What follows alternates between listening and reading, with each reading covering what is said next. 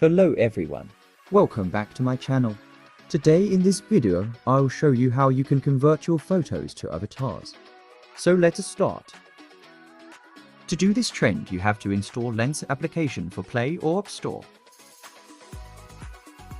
After installing, open the application.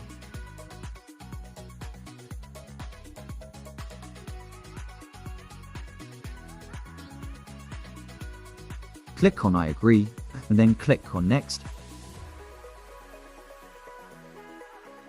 This is an paid application. You can use it for free by taking a 7-day free trial. To get a 7-day free trial, you have to add your account details. Then you can use it for free. After 7 days, you can cancel your subscription and you won't get charged. This way you can use it for free. After adding your account details, you can create your avatar. To make your avatar, you have to add about 10 to 20 photos. After that, your photos will be converted to magic avatars. Thanks for watching.